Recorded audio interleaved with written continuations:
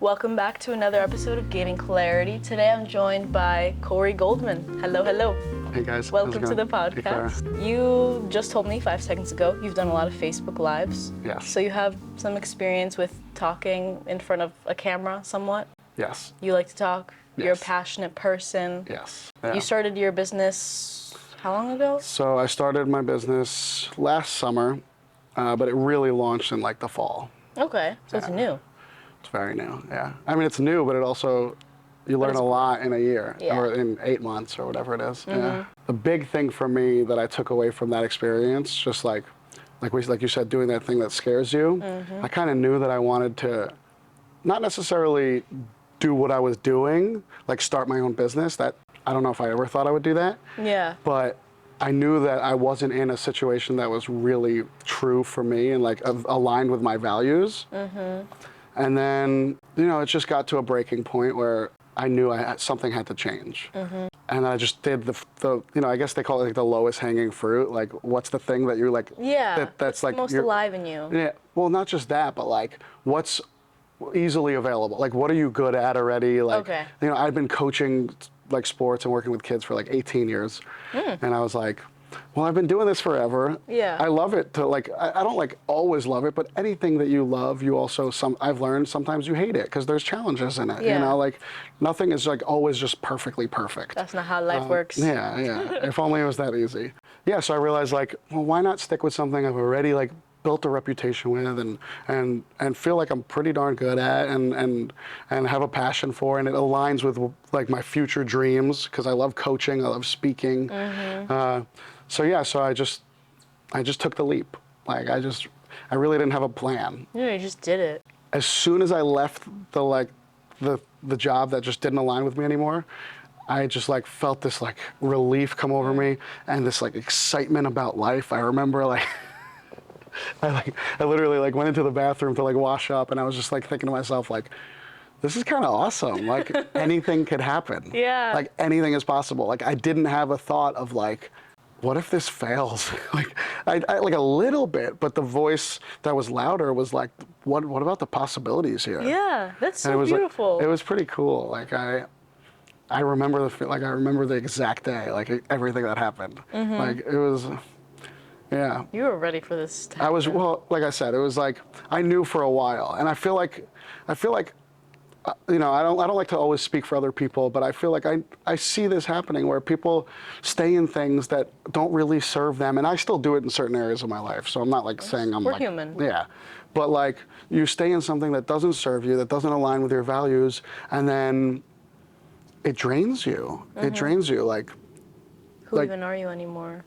Exactly. You get lost. Like you just become this something that you have no idea who you are even. So what made you like push, like finally decide? Because you said you were thinking about it for a while.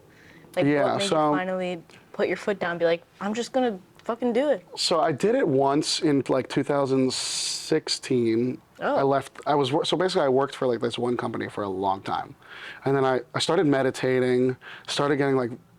Just like super in tune with what feels good, what feels bad, just super simple. And I realized the areas that weren't feeling healthy. And then, like life kind of smacked me in the face, and I went through some tough times, like kind of a spiritual awakening. And in the beginning, spirituality, like in meditation, was very easy for me.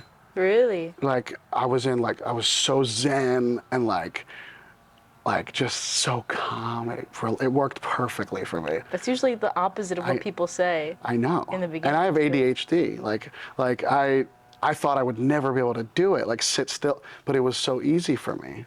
And then after a while, like the shit that was really in there started coming up, and then I was like, zen. Oh boy, like this is fucking heavy stuff, like trauma and like heavy stuff. You had the calm before the storm. Yeah, which was nice, but it gave me a perspective of the possibility that's out there with meditation.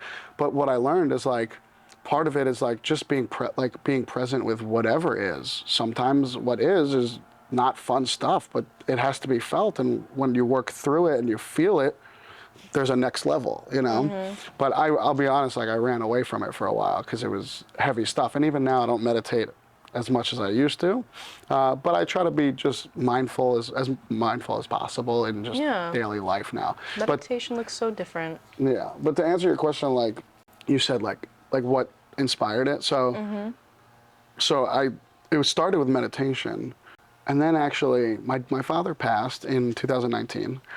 So like I went through like from 2016 to 2019, it was like a dark place.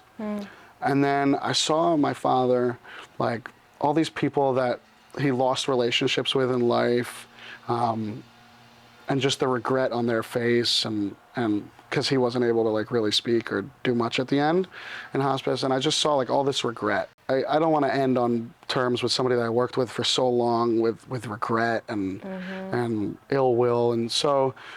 And I just wanted to like give it another shot. So I went back to the company that I was at. Okay. And I worked with them for a few years, and like after that, and then I just realized like, not going backwards, but I kind of righted the wrongs that I felt like were out there, and ended the relationship as amicably as I could. And then I just realized like, I need to do something big with my life. Like I want to live a big epic life. I just want that. I like that. I want like a stupid big life. I need something new to happen. I need exciting things. I need challenges. Like I just need it. And also, you know, when my father passed, I just realized like, I don't know, he would want me to like do that. Like he would want me to not play small, and he didn't really play small. Like, you know, my parents came from Israel. Like my family was like, I have a Holocaust survivor in the family. Like we come from like humble beginnings, and my father and my mother, but you know, obviously I'm speaking a little bit more about my father right now. You know, gave us such an amazing life. You know, as you know, I'm just first generation American. Me too. Oh yeah? From where? Parents came from Slovakia. Okay. Yeah, and actually they both grew up like an hour away from each other, but they didn't meet until they both came here. What? Yeah, it's kind of cool. That's like total serendipity or synchronicities, and yeah, so I'm a big believer in that. That's so cool. But yeah, I feel like there's something in like this, like first generation, like I'm American, but I'm also Israeli. Yeah. And so like you carry their burdens as well because it's so like new. Yeah, yeah. In a way. But I see all the opportunity. Like they brought me to this world where I have all this opportunity. I understand. And I don't want to waste it. You know, like, yeah, like our family has been through a lot, and I just feel like, you know, they say, like, talk about, like, transitional characters and, you know, like, someone in your family that hopefully can heal as much of the trauma and as much of the pain as possible and not carry it on. Like, my goal is to feel everything that I can and heal as much as I can so that my children can live not necessarily an easier life, because I don't know if life is ever just always, like, life just can't always be easy. Struggles are part of life. Yeah, and you wouldn't appreciate things if you don't have the struggles. But I want to bring my life to another level, you know, like just keep leveling up for my family so that my children can have just bigger opportunities. And yeah, so I think definitely a big catalyst was meditation and then loss, you know, just realizing just how quickly life can change, and just that, and so I named the company Legacy, actually, but it's spelled different. How so? I spell it Legasee. For seeing, for vision. I think in life, you need to have vision, like goals and dreams and something to chase, or else, like, I don't know, when I really started like saying like owning, this is my dream, like this is what I want to do. I want to be the next kind of Tony Robbins and have seminars and help people heal. And when I had that big dream, it drives the little dream. Like, not the little dream, but it helps you with the smaller steps. You have something to work towards, and then you know, okay, this is the target I'm going after. What aligns with it? And then it kind of gives you like a blueprint, like, okay, I don't necessarily need to do this thing because it doesn't so much align. You know, but that being said, like, I mean, anything could, like, it's all connected. Like, just try it all out. Yeah. There's like no time limit. I'm still young. I'm 21. Yeah. How old are you? 34. 34. Yeah. Everyone has their own like journey. There's no right or wrong time to do something. You're gonna find something, and then you might take a step back and then find that again years later. Either way, though, when I was 18, I decided not to go to college, and that's kind of when it all started for me. Like I kind of just like kick-started into life. Yeah. And the mistakes I made were being like, oh, well, if I think positively enough, or if I just manifest enough, whatever that meant for me, like, I thought life would just come to me. I wasn't taking any action. I had no direction. That's so funny. I did the same thing. Like, I think maybe it's just a part of a cycle that we all have to go through to get to where we are now. You know, I still think about this. So you know how I said I quit my job in 2016? Yeah. I was like, I'm going to be the next Tony Robbins. And I was posting all these Facebook Lives. And like, that was the only thing I was really doing, though. I was being like you. Like, I don't think it's a bad thing, though, to just think positive and put out positivity. But I'm not like that at all anymore. I incorporate the darkness, too. Oh, yeah, it's beautiful. But like... I'm a realist. Yeah, it's part of life. I mean, it's not always easy because you have to be vulnerable. And, like, nobody likes to talk about their depressed moments or how, like I battle depression and anxiety, like, for sure. Me too. I even take medication now, and it's changed my life. I had a big... Seriously? Like, I was super against it for, like, my entire life. I had really bad experience. Like, I told you, I had ADHD as a kid. I took, like, I think it was called Ritalin, and it, like, screwed me up so bad. I remember just feeling, like, so zonked. Like, just, like, not a human. And so I never wanted to take meds. And then, yeah, I ended up on, like a medicated path now, and it helped. It's just like, it really helped. I don't know if I'll do it forever. I mean, I'm like, I still battle. Like, I'm still a little torn about it.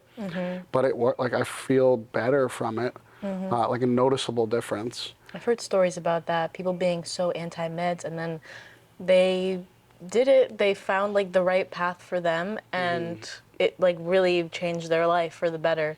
It was not an easy path. Like, at first, I was given stuff that didn't work. Right. And I was miserable. Like, all I wanted to do was sleep, and it was awful. Like, nothing worked. And then I realized, like, I can speak up and be like, this is not working. Like, let's try something different. You have some control over your own... You have full control. Well, Well, somewhat. I mean, we don't have full control over everything. There's control in there. Yeah, you could speak up and, like, be like, okay, this is not working. Like, I'm not happy with it. Like, so, you know, that was a process for me. Did not plan on talking about that today, but we don't have to. No. I actually, like, I don't mind. Like, I'm like an open book, and, like, right? if I could say, Vulnerability, right? We just said that. Look, if I could talk about things that are like a little more taboo, but especially, like, not that women don't struggle, but in my opinion, like, women are more emotionally tapped in than most men right now, in my opinion.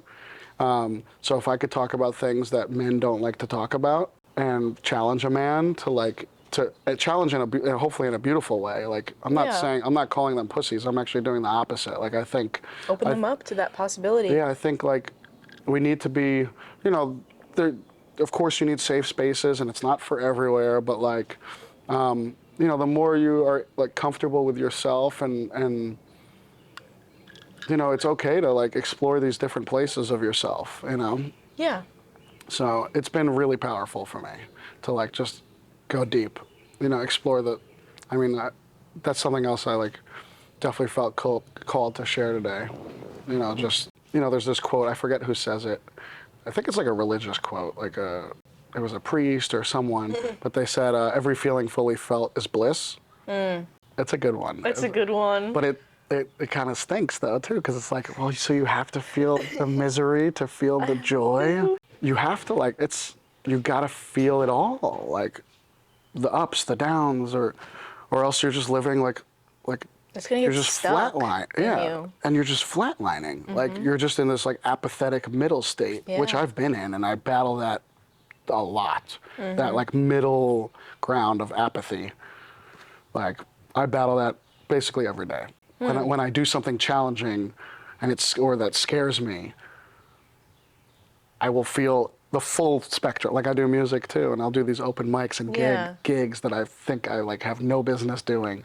But, like, I feel these high highs and these low lows, but like at least I'm feeling. Yeah. You know? It So, brings you somewhere. yeah. I can relate. I feel like I relate to in so many different ways. Like a lot of the things you've said on and off camera, whatever, I'm just like, yeah, that's how I feel. I think we all can relate. That's why I like speaking about this stuff, because I feel like You never know. you never know. And I don't know, like there's a collective consciousness, like there's something happening, like we're all here for a reason at this time, I believe. Yeah, and like me too. I think there's like a correlation between the things we go through, and people can relate in whatever way. It might not be exactly the same as like exactly the same story. Yeah, no. Of course not. That's what makes us all special. But we're like mirrors of each other. Yeah, in that way. We're all unified by almost similar emotions, feelings, conclusions because of the experiences we have. Yeah.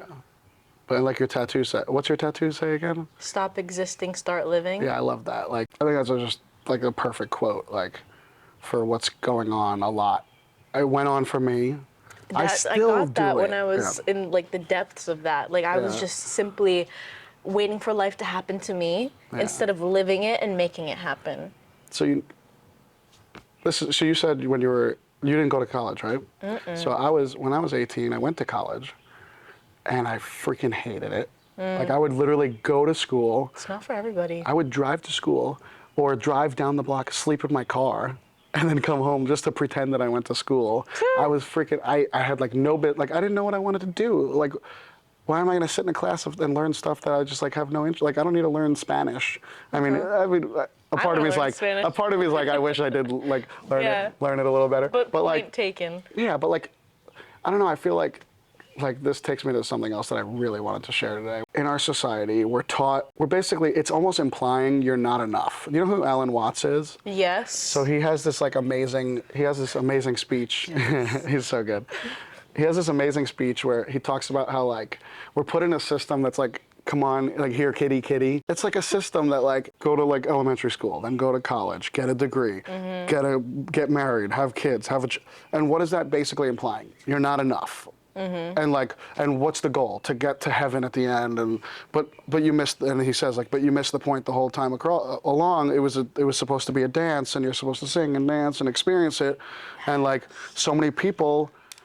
But like, of course, you're gonna think you're not enough, and you're gonna be miserable when society is telling you that you need all these qualifications, all these things to complete you. Even movies like Jerry Maguire, you probably don't know that movie. I'm familiar with it, haven't watched it. So there's like the famous quote where it's like, you complete me. It's a beautiful idea, but what is that teaching people? You need someone else to complete you. Yeah. But we are whole. Even in our like mess and our disgustingness, we are whole, right? But when we're programmed by everything to be told that you need something externally, what's going to happen? You're going to be freaking miserable. So, yeah, I know you can relate. I'm receiving this right now, like heavy, no, that's so like cool. a lot. That's awesome. Oh my God. Yeah, it's. Sometimes I have thoughts where I'm like, should I have gone to college? I still do. People are graduating now. Like I have a family friend. I'm an only child, but I have this family, and my mom is his godmother. So he's like a second son to her, right?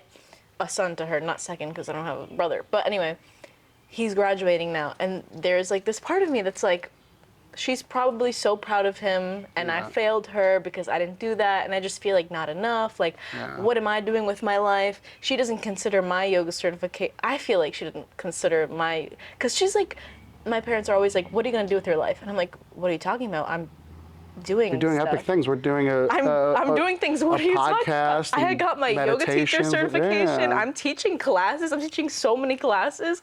Like, what do you mean? What am I gonna do with my life? I'm doing it. Yeah. And like, it's moments in that where I'm really like tested, where I just have to like be like, I know my worth. This is something that they're projecting onto me. Yes. I have to because reaffirm it's different. myself. It's different from. Sorry, no. Finish. No, go. Finish. No. I point was there. What did you want to say? Well, you were going to say reaffirm yourself. Yeah, I think it is a challenge to like. It's the universe testing you to be strong in what you're doing. I go through the same thing. I have two sisters that are very successful, like at externally, like they do very well. Right. I was gonna say, how do we define success? Yeah, exactly. So like that could be a whole podcast right? episode in itself. I like, get it though. What is success? But like, yeah, they're extremely successful, like in their jobs, in their careers, and I always feel like I'm less than, or, but. And at the end of the day, there's no less than or more than or better than or worse than. I battle the comparison thing. Oh my God, comparison will kill you. It fucking sucks. Well, because it takes the joy out of everything. Like, why can't you just be happy for someone else and be happy for yourself? Like, I think these things, like, I go through the full range. Like, I feel worse than them. Then I started my business and I do all these things. And like, now I'm like, okay, now I'm proud of like, but yeah, I think like the goal is just focus on you, like all that you can control. And of course, you're doing stuff that's a little bit more taboo, or not even taboo. It's not that like it's just not the normal structure. Yeah. And so when you go, which I think all the most successful, all the most successful people in the world do that. For real. Some of the most successful people that, that we know, that we literally all know, didn't follow that path. They actually, I don't know, I'm obsessed with this topic. They created new paths. There's just so many ways I can describe this. Like, I'm a big fan of all this, like, personal development stuff and all these people. And all of the successful ones have, like, had a screwed up path. Like J.K. Rowling, for example. Like, you know who she is? Yes. Yeah, I don't know. I can't even remember. Which books did she write again? Was she Harry Potter? Mm-hmm. Yeah. So, like, she went through like a complete darkness and I don't know her full story, but like there's like countless people that like go through like shit to get to like the beautiful stuff, like rock bottom, right? She said like rock bottom was the solid foundation that I built my life upon, like some quote close to that. It's like, and like, yeah, and all these people that don't take conventional paths, those are like the people that are respected the most, that take these unconventional paths and go their own way. Not that there's anything necessarily wrong with like going with the crowd, and I mean, to some degree. I mean, as long as it's aligned for you, like if you're doing something that aligns with your heart and your soul, like do it, But like, even if you are afraid. Yeah, I just feel like, even Steve Harvey. Yes. So he has this video where he talks about like so many people are like standing on this cliff of life, and while other people are jumping off and flying, and he talks about how like at first you're gonna jump and you're gonna get scraped and cuts. He's like, I'm not gonna lie, it's gonna suck. Like you're gonna get hurt, but at some point, like we have these gifts God gives us, or the universe, whatever you believe in, and the wings will come and you will soar. Those are your gifts. But so many people are afraid to take the jump and get the scrapes. Even myself, I was for a long time. And I'll tell you, like, I've been going through, this year has been a lot of scrapes for me. Like a lot of scrapes. I'm bruised up. Yeah, but like but in that I feel like maybe that's where the character is built. Yeah. And like, even like I told you I was watching this guy, Dane Cook, his stand-up comedy last night. And he was talking about how he's like one of the like most famous comedians in the world, and he's been in like really funny movies. He's a millionaire. He lives in not Beverly Hills, but like the hills in California. He did a comedy special at his mansion yesterday. And he posted it on Netflix or Prime. But he was talking about how he got to the point where he almost quit because he had this one gig that was like on a rooftop on like a hot dog stand, and people hated him like so much that they were throwing hot dogs at him. And he got in his car and he drove from like wherever he lived, like Boston, all the way to Florida for this thing, and it failed. And then he left, and he was just like, he said he was in his car and he was gonna quit. He's like, I'm fucking done. But he's like, but this is the only thing I'm fucking good at. And then he had this like funny joke. He was like, you know what? I'm not gonna fucking quit. And he goes, the reason why was because none of those hot dogs hit me. And I was like, but like the point is like I think along the way to success is like failure, like a lot of it. Oh my God! I literally have a podcast episode called "Failure is Part of the Process." So yeah, it's true. But so many people are afraid to fail. including myself. Like I said, I have my moments, but I've gotten to a point now where it's like, you got to have a fuck it mentality. Accepting that it's going to happen. You're going to fucking fail. It's going to happen. But I have a tattoo. It says win or learn. Like, Ah. you got to be willing to fail. It's not really a failure if you learn from it. It's just because you couldn't have known any different. You did the best you could with what you knew. And then when you fail, it's not really a failure because you could be like, oh, now I know better and I could do something different. It's only really a failure if you keep making the same mistake over and over and over and over and over and not learning the lesson, you know? It's what you do with that is what matters. Yeah. Because if you fail and then you kind of be like, okay, I quit, then yeah, that's what's going to happen. But if you decide to turn around and turn your mindset around and be like, you know what, fuck it, I'm still going to do it. I'm going to keep going. I'm going to keep pushing, even if it's not working. But like, if your heart's in it, it's all about intention, right? If you have that intention, if you remember your why, like, why am I doing it? And you just keep doing it. I think so often we place limits on ourselves, well, which is obvious, right? But like, for example, the biggest one I can think of, because this is something I do, is placing a time limit.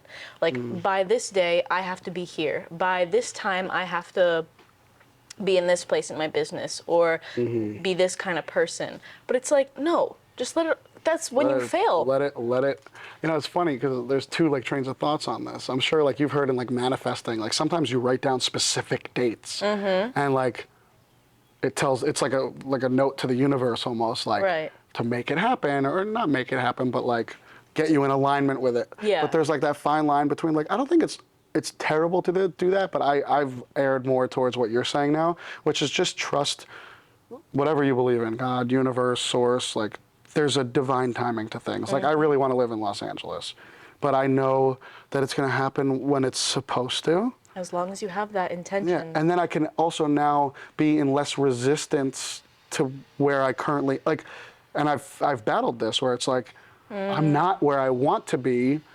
And so, you know, like Tony Robbins talks about this, like you have an expectation of where your life should be, and if it's not there and there's a gap, that's where people are miserable. That's where I get miserable. That's what I was trying to say with the time thing. Yeah, but exactly, when you're not putting a time limit on it, I think the challenge then is to like embrace where you are though. Like accept where you are, still have a dream, but like also love, just love it. Like I saw your episode with Jules, how she was talking about like just being in awe with the world. I forget exactly what she was saying, but just she was just like so grateful. Like she gets to do that every day. Like that's why I think gratitude, like, you know, everyone says this, but it is true. Like, I think these cliches are just like, cliches are annoying, but they're true. Yeah. There's a reason why they're like cliches. They're annoying because they're true. Yeah, yeah.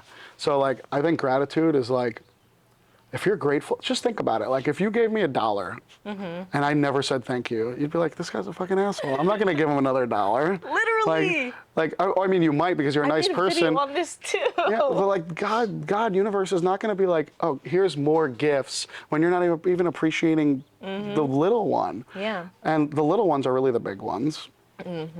But yeah, so seeds. Yeah, they're the seeds, but I'll tell you, honestly, even just talking about it now is so healing for me because I get caught up in like, I want this big epic life. And I think we're surrounded by like social media that like shows like all these people like succeeding and then we compare ourselves instead of realizing like, there's still so much beauty like in this moment, you know, just to be present with it, you know. I'm not even gonna lie to you, this last week, so I went to Paris last week, just a quick vacation, and next week I'm going on another vacation. Nice. Because I've been working all year, I've decided, all right, 2 vacations in a row.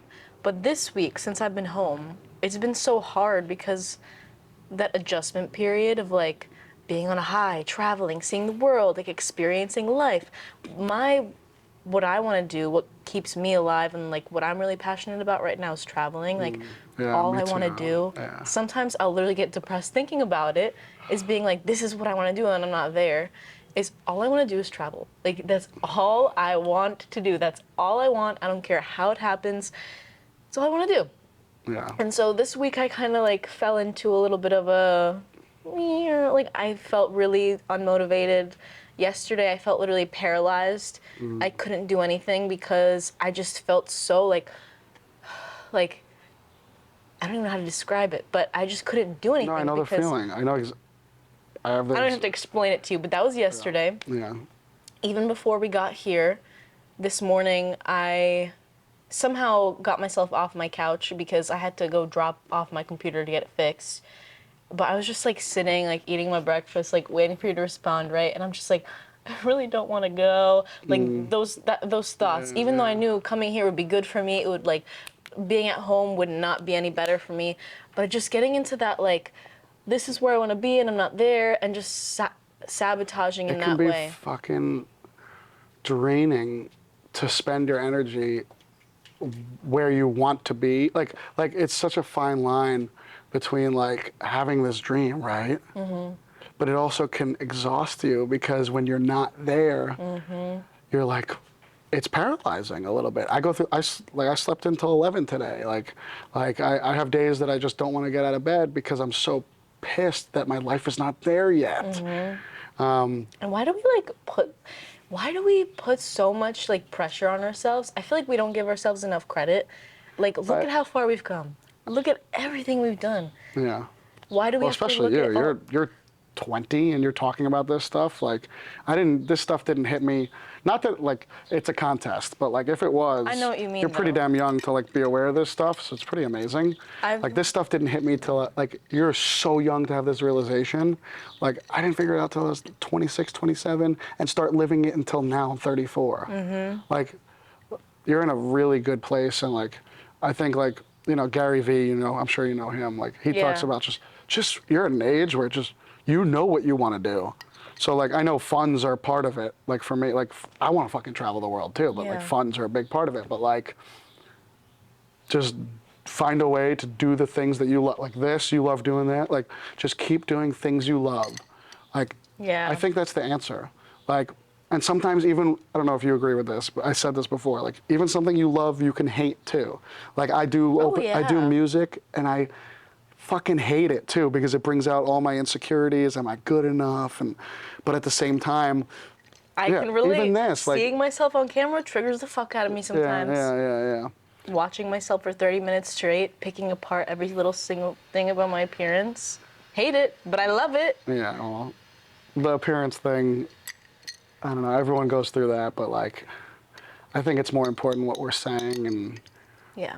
And like you said, the intention of it. That's what brings me back is like, Clara, stop being so fucking It's not about us. It's not about us. Just listen to what you're saying. That's all that matters. Yeah. I bring myself back. That's good. It's hard to do that sometimes.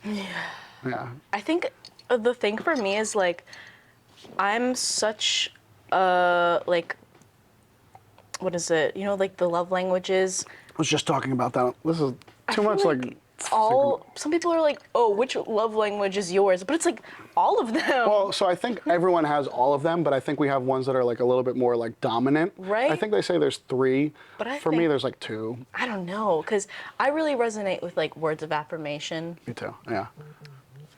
And sorry. All good. Yeah. Words of affirmation, and I think that I'm really good at bringing myself back, being real with myself, being self-aware, yada yada yada. But when I don't have like someone else to affirm that for me, because I'm always with myself, right?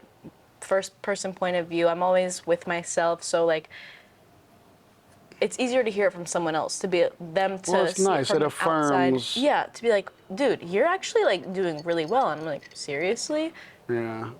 You actually think so? Look, everybody needs praise, and it's nice once in a while. It's nice, but I'll tell you, like I fall into that trap with the music. It's like, well, am I doing it for the claps and the applause and for people to tell me you're amazing, or am I doing it because I love it? And I'll be honest, like sometimes like at the end of every song you are like thirsting for that like applause. And like and then when I'm walking around, I'm like, it's nice for people to be like, that sounded amazing, or you were so good, and the recognition, but there is something also in just like, I think it's hard, but like just doing things that you love for the sake of doing it because you love it. But like you said, I think I have a life coach. I have 2 actually, and one of them said to me like, you're bringing you to everything you do. So, because I was like, I don't know if I even want, like, I feel like God is calling me to do music and I don't even feel that good about it. I want to do like, I want to be on stages and give speeches and do all this stuff. And he's like, do you think you would feel different if you were on stage? And I was like, no, maybe I'll probably bring those same insecurities to that too. It's like, you're going to be who you are wherever you are. Like, you're bringing you everywhere. So that's why I think, like, you know, like healing and doing the work and things like meditation or just like being present with yourself and we're not running from these things is so important. You know, and I battle it with like alcohol and, you know, I'm not like a druggie, but I've smoked my pot and vices. Yeah, those vices, and I relate to you so much. It's hard. It's hard, like, to not just go to like for me, like my vice is sleeping. Oh, okay. Like that's like one of my vices. Like everyone has their vice that like, but like for me, it's like I feel like when I changed that one big vice, like when I was like really feeling in tune, I had a good sleep schedule, and like I felt so good, and like everything started really. That's when I first started my business. I like really was on like a sweet schedule, and it was great. But I also tried to do too much, so I feel like there's that fine line. But finding that balance. I have a question for you. Yeah. Since I can relate to so many things you're talking about, I wonder if you have an opinion on this. Environment. Because I find that 1000%. When I get in my house, I live with my parents still, obviously. Yeah, you're 20. Right? Yeah, that's normal. But like, I find that being at home makes it almost like 10 times harder, yet 10 times easier to be where I want to be. Because, you know, I have this environment, I don't have to pay rent, I don't have to do all this stuff. But on the contrary, I have to deal with, you know, still living with my parents, still living with their voices in my head. Literally, when I was working here at Roots, I felt like I was in 2 different worlds every single day. I would go to work, I'd be one version of me. I'd be who I wanted to be, who I wanted to show up as. And then I'd go home and I felt like, I felt like I was going back to, like I was taking a step back and my parents were bringing me back. They were like, no, you can't grow into that person, or I don't even know how to explain it, but. I have a very simple quote. Okay. That I recently, so I have, like I said, I have 2 life coaches, and one of my life coaches, you know, we were talking about this. I was living with my mother, who I love very much. Yeah. But I'm a 34-year-old man, like, you know, I want to live on my own. Yeah. So, you know, I was going crazy over it, and I realized you can't. The quote that I was going to say is, you can't heal in the environment that traumatized you. It just doesn't work. And it's hard sometimes because you don't want to like hurt we love our families so much, but trauma happens. It's just natural. Yeah.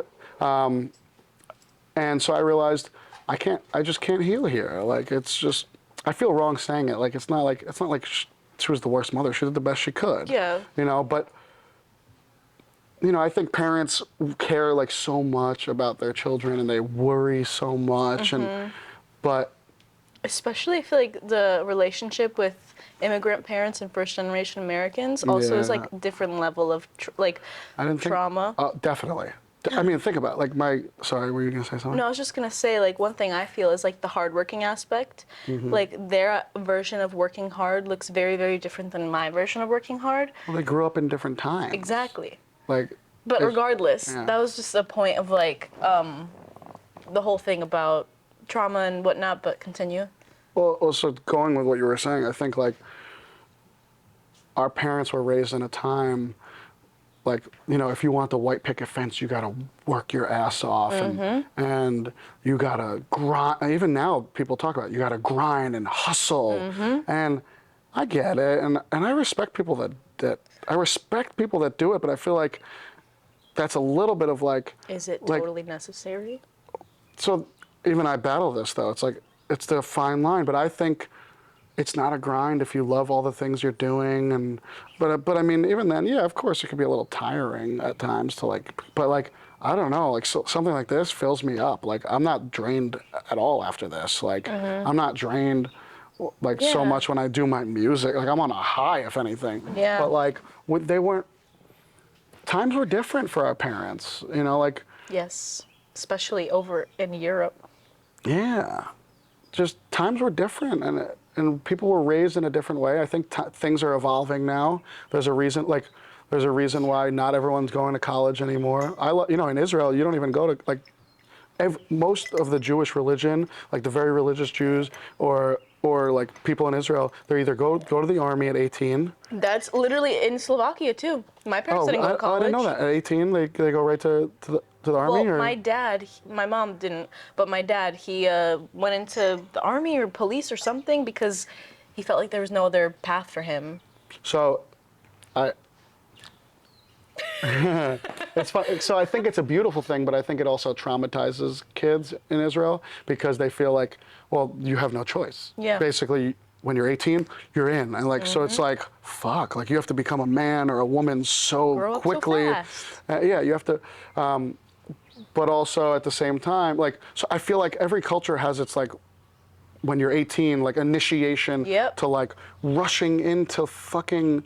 What? That's like, so let somebody funny. figure out who they fucking want to be a little bit. You're still a child at 18. But what I was going to say is like, I'm still kind of a child. I'm 34. Yeah, like, just not put off what we know is true. Like, and the more areas of your life you could be in integrity and authentic and true to yourself, I think that's like a very good key to happiness and success and fulfillment.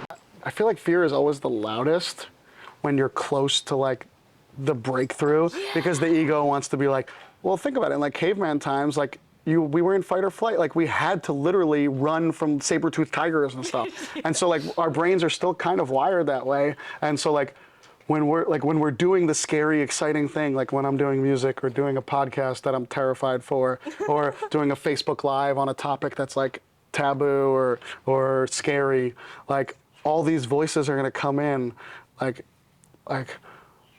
People are going to think you're crazy because you take medication or this or that or whatever. Like even right there, like holy shit, are they going to judge me for that statement? But like those are all just. That's so interesting. Like Yeah. you never know what someone thinks about something. Like you say you take medication, I'm just like, okay, nonchalant. It's well. And you're like, oh, are people going to judge me? And I'm like, why would they judge you for Well, but if that? they do, that's okay. Like. You have There's to, so like, many different perspectives. It doesn't matter. I would do something like this to help people. Like I'm more concerned with who is this going to help knowing this information than who's going to judge me for it. Like if you judge me for it, I don't really know anyway. Unless you're no, I mean I don't know. That doesn't really serve me either. Whatever. Because if it's triggering me that they're judging me, then that means I care too much. Yeah. Like I don't think. I mean, look, it's hard to not wonder what people think but like I don't know, it doesn't matter if you don't love you. How can you accept other people's love anyway? Like people could tell me I'm great at singing or playing guitar or basketball coaching or whatever, but if I don't feel it and give that to myself, I won't receive it anyway. You know, so but if you're in an environment that's just constantly pouring doubt into you, it could become the predominant stuff. And this is why, like, I'll sleep in, or you'll be paralyzed on the couch, or whatever it is. This is why everyone resorts to whatever vices they have. Or that's why you just have to keep going, though. You do it. You just keep going, for sure. Because if I listened to that voice in my head that was afraid, or that was like, oh, I don't really want to go, like, I feel like blah, and I gave in to that, if I didn't just keep pushing through, like, that's the loudest voice that's been in my head recently. It's like, keep pushing, keep going. Like, no matter what, even when you don't want to, just keep doing it. Maybe at a different pace, but just keep going. Like, if I stayed on my couch and I was like, you know what, actually, let's do it a different day, I feel so much better right now. We would have missed that, yeah. Like, you're filling my cup right now. Yeah, me too. This is, yeah, it's pretty amazing. So, like, I feel ready to take on the day. But I think everybody I don't know. I go through this, like with everything that you have to say yes to. Of course, you're contemplating the no. Like every gig I get asked to do, usually no is the first answer because I'm terrified. Right. So say yes. But there's like that fine line where it's like, we don't want to hustle and grind and I don't want to wear myself into the ground. So I want to do stuff that's going to help me grow. I mean, everything. I guess everything. But it's like, how do we know what's the thing that's okay to say no to? Like, I don't know. I heard this saying, like, when you honor your no's, it makes your yeses like that much more important. Like, I forget the exact saying. I'm butchering it. It was way better. But like, there's something in a no though too. Like, I think sometimes you just know what's a no and what's a yes. And the more you discover about yourself, the more you know when a no is necessary. Yeah. Because I think we all have that like intuitive, that bodily response. The more you learn about yourself, the more you know how your intuition shows up. The more you know how like that gut feeling shows up in your body. Like, yeah, sure, a no is necessary, but eventually you'll be able to distinguish when a yes is necessary and when a no is necessary. Yeah, it's tricky. That's like, that's actually something else. I was talking to a friend about this yesterday. Really good friend of mine. Just like getting caught up in the indecision. You called it like analysis paralysis, right? Like getting caught up in the indecision will drain you more than just making a fucking choice. And then even if you make the wrong one, now you know it doesn't align with you. I won't do something like that again. Like, you can learn from it. But I do this so much where it's like, should I go do the podcast? Should I not? And then you teeter and you go back and forth. Just make the decision. And that's what leaders do. Like, I hate to do quotes, but I love quotes. I love the quotes I freaking love them. So like Tony Robbins he interviewed like a marshal or somebody who somebody came to this army, and this army hadn't made a decision for like 10 years, and like troops were dying, and everyone was like dying, and nothing was happening. And this guy came, and he's like, okay, we're gonna do this or this. Or he might have even said like, we're just gonna do this. And then, okay, go. And then Tony asked the guy, oh no, and then the person, like the general was like, how did you just tell all my troops what to do? How do you know that it's right? And he was like, I don't, but people are dying anyway, and it's been 10 years, and you got to make a fucking decision. And then if it's not right, you'll know, and then you could do the next thing. But not doing anything is not working. And so like, I just like, that just hit me even as I was just saying it, because like, I'll get this like analysis paralysis, and then I sleep and I get depressed, or I'll go drink, or I'll smoke pot. That I've gotten better with. But like, I'll go to a vice because I'm so pissed that I'm not living, and I'm just existing. And I think like sometimes you just gotta do the thing, Do a thing. Do anything. Well, with it, yeah, do anything. But also, I think we do know the things that excite us. Like I know I'd prefer to be on a podcast than to. I'm not gonna crap on something, but I know what I would prefer that to. Like if I had other options right now, like we know what's kind of calling us and what excites us. So if it excites you and it scares you, that's probably a good thing to go towards. Yeah. Yeah. If you feel safe and comfortable, switch it up. Yeah. If you're comfortable, if you're too comfortable, like there's no growth. Like there's just nothing to like. I'm brain farting. It was really good, but How about this? Yeah. I'll ramble a little bit, see if something comes to your head, because I have something to say about this too. Okay, I feel like it's gonna. Yeah. At one point, Roots was an uncomfortable zone for me. It was, so here's my comfort zone. Roots was out here. Then, over the year, as I kept working at Roots, my comfort zone expanded. Roots absorbed into that comfort zone. Now it's in my comfort zone. Yes. This is my comfort zone. And then at a point, I was so comfortable there, I literally started getting, like, agitated. I started getting, like, irritable. Because I was like, this is the same shit every single day. Like, I need something different. I feel so... It's so funny, because something that can start off as uncomfortable and scary eventually can grow into something that is like nothing. Yeah. It's so weird how that works, but it sucks though, because eventually I sat down with myself to reflect on these feelings of irritability and anger. I talked with my therapist, and she was like, Clara, your anger is trying to tell you something. And I was like, okay, let me listen. And I was like, oh, my time is up here. Yeah. I didn't want it to be true. It helped you grow though, and I tried to ignore it. Yeah. Originally, I was supposed to stop working here at the end of this month, but I actually cut it short because my heart was telling me something else. I was so ready to move on. I was so ready to, like, I felt that need to just, like, pursue this, whatever it is. But I was scared. That was a new thing that was out of my comfort zone. So I think I don't know if this is what I was going to say, but this is definitely what's been true for me. And I think this is exactly what you're talking about. And this is what I've learned from starting my own business this year and from pursuing music. So I started out with open mics. So I quit my job. I started this business, and now I can make my own schedule. And it opened up this opportunity to start doing music in public, which I never really did. And I did open mics. And the things that once scared me, for someone who like knows music, but maybe not even knows music, there's something called like finger picking, where you'll like, instead of strumming, you'll do like a thing with your fingers, and it's just a different sound, and it's a little trickier. And I remember, like, just as an example, I was terrified to try it on stage. I was terrified to even be on stage. Yeah.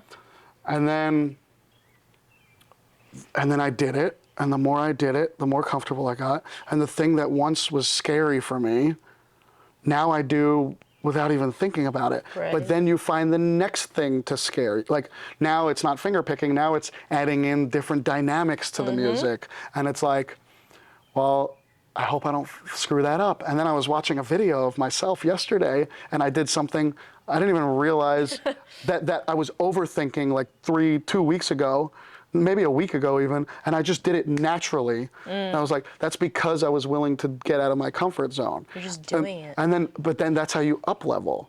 Like, you get to like, life has just unlimited levels. It's like a video game, and you get to keep climbing the levels if you are willing to leave the thing that doesn't serve you. And it doesn't mean that it didn't have a purpose, and it like my job served a major purpose for me, and Roots served a major purpose for you. But, like, you know, I'm sure you've heard this saying, like, whether it's people or anything in your life, there's a season, there's a reason, or there's a lifetime for it, right? Like, some of them are just for a season. Have you heard that before? Yeah. It's beautiful. It's true, and it's like. It's so sad though. It makes me want to cry. But that's beautiful. It's like, beautiful. Some things just don't last forever. Look, with the exception of our soul, like, nothing lasts forever, right? That's another part of, like, scary things is, like, you have to be open to losing it too at one point. Everything. You have to be. Honestly, even in, like, relationships, I've learned that it's like my strength is in knowing I have to be okay even if this doesn't work. Like, I'm talking more like specifically like romantic relationships. Like, I have to, if I'm making this everything, that's really unhealthy. And I've done, like, that's why I got this tattoo little by little, because I recently was like kind of seeing someone, and I was like, I forgot about my passions, I forgot about everything. I made her everything in my life. And A, she felt that, and of course it would like scare off anybody. Yeah. And then B, I was like constantly like anxious anyway, because my soul is like, no, you still need to do other things. But I had to experience that. And it's like, I feel like that relates. I don't know why I brought that up. But, No, yeah. Yeah. This is totally unrelated, but Yeah. it relates. What am I saying? Definitely related. I can tell. You wouldn't bring it up. Well, we'll see. I left Roots, it's been a month now, maybe? I don't even know. But the growth I've experienced from leaving, it's so weird. I experienced growth from being here, but eventually it kind of simmered down, and then I experienced more growth from leaving. And there's been so much change going on, and it's been such a process, like a slow, torturous sometimes process.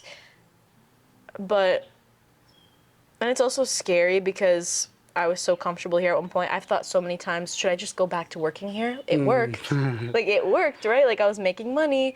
I'm not really making that much money now. Yeah. And I'm like, no, like, that's taking a step back. Why would I go back? Like, I love it there, but I just have to grieve that, oh my God, the grief. Well, you always have two up. You could always go. It's not, still it's not am necessarily like a step back. Like, if it's a healthy environment and you feel good, it's like. Yeah, but going back to a place that originally I knew was done serving me. Yeah, absolutely, yeah. But I'm still here. I'm still involved. Yeah, I know. Teaching yoga twice a week. Exactly. So you're still a part of the community, and. But like. Yeah. The grieving process has been intense. I've grieved like at least 5 times now. This place. Wow. You know, it's funny. Like, I haven't grieved. For me, I have trouble grieving in waking state. I grieve in sleep. Like. How so? I'll just like feel like immense like sadness, or like even last night I think I was like thinking about my dad, and like I was like, I feel like I'm crying hysterically, but I'm not. In your but it's dreams? cathartic. Yeah, in my dreams. Or like my old boss, like I hugged him and like because it didn't happen in real life, but it's a way of like working through it. For some reason, it happened. Like, yeah, I have trouble with grief at times, unless I'm like talking to my life coach. Like, it's hard for me to do it on my own sometimes. Yeah. Grief is hard. Grief is. I just did an episode on grief, so Yeah, you should listen to I that gotta when check it it comes out. out. Yeah, I gotta check it out. Grief it's part is of the cycle. It needs to be felt. It wants to be felt, and I always feel like when I when I grieve properly, like I move to another state. Like, Right. you know, what was the quote? Feeling bliss. oh, every feeling fully felt is bliss. Oh yeah, and then just like that feeling of like when you cry hysterically, it's a great fucking feeling. I know. I love it so much. Like, I wish I could do it more often. Oh, God, I would love to do it more often. That's why I have a coach that I talk to at least once a week. And it doesn't always happen, but that's always my goal. It's like, I hope I have one of those, like, every time I talk to him, I want one, but like, I'm talking like those like choking on your tears, like you can't breathe, yeah, like bad, Yeah. but not bad. It's beautiful and it's cathartic and it's. Can usually only do those alone, like in the car. Oh my God. So I do it in the car. Usually with my coach.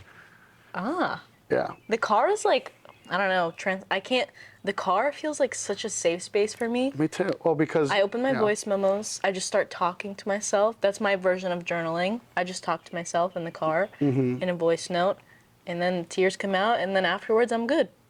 That's so cool. And then I listen back to it if I want to like reflect, but I usually don't listen back to it because it's like weird. Oh, I don't read. I used to do something called like Rage on the Page. Like you write.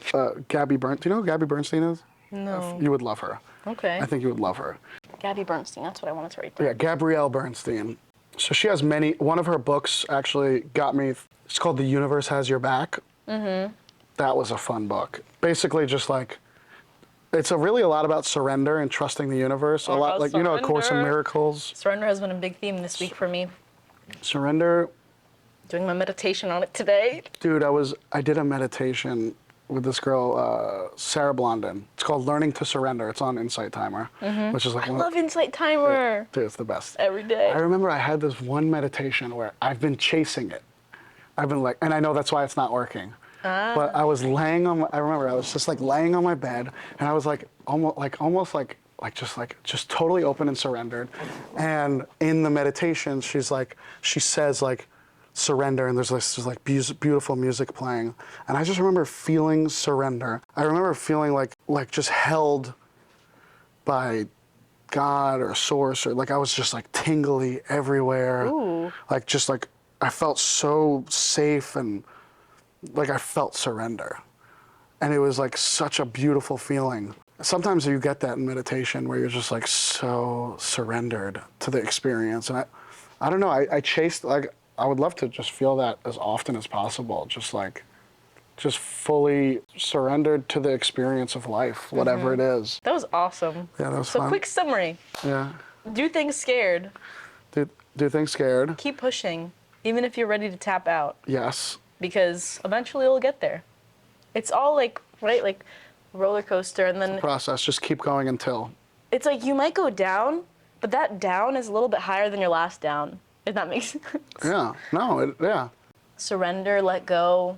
That kind of goes with the theme of doing it scared. Like, surrender to the fears in your mind. Like, don't let it completely control you to the point where Paralyzes you. you're not doing anything with your life at that point. Put yourself in environments that are healing for you, Right. And that are out empowering you, and but especially like try to be in environments that are healthy for you. And you can't heal in the environment that traumatizes you or that hurts you. And I just want to leave with this one last thought.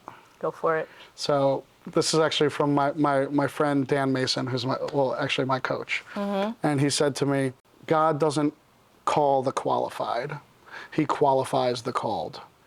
I don't know if it was his quote or if I think he just heard the quote, but it really hit me because it's like, we were talking about this today, like, I think this is one of the topics we were talking about, how like, we think we have to have all these qualifications to be good enough. Right. Of course you're gonna feel like you're not good enough. No, he's gonna call you, and you just answer, and you trust him, and you just show up like you said, and you will become qualified through the experience. And like you said, through the ups and downs, and just keep showing up.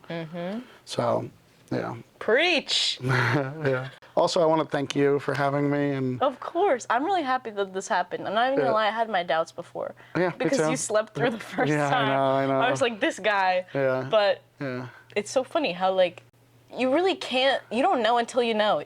Well, that's actually a perfect example of what we're talking about, too. Yeah. I probably slept through it because well, to be honest, I forgot about it. Yeah. But also, there was probably a part of me that, like, was terrified to, like, actually show up and do it. And so I'm proud that I came. I'm happy that I came today, and I'm happy that it happened. It was meant to happen today. Yeah, I do. I was a different person 2 weeks ago. I know, you're different. We're different people every day. Tomorrow will be a different person. Every minute. You could have one thought that, like... We're different from the beginning of this podcast. Literally. I mean, for sure, yeah. Is there anywhere people can find you? Oh, good question. Promote the fuck out of yourself. Thank you. So for more of my music stuff, I have a Instagram, coreybenmusic, just COREYBEN music. That's a lot of like my gig, like covers and stuff, just music stuff. But there's some inspiring stuff, just random stuff. I don't know if you're gonna need to see it. But I post a lot of like the topics we talk about. I'm like constantly posting that stuff. And then I have a business page, which is, let me double check what it's called. It's Legacy, my business, right. LEGASEE. I'll have everything on the screen and in the description, so awesome. Double whammy. Sports training, so Legacy Sports Training, which... Send it to me on Instagram so I can... Okay. But yeah, thank you so much, and... Thank you. This was fun. This was very fulfilling. This was really cool. Better than sitting on the couch watching Netflix. You're gonna have to come on an episode in the future. I would do this shit like weekly. Like I've been dying to do a podcast anyway. So hell yeah. I actually started one, but I just don't know how to do all the stuff that you're doing. Corey Goldman, everybody. See you in the next episode. Thanks, Peace. Mwah. Bye, guys.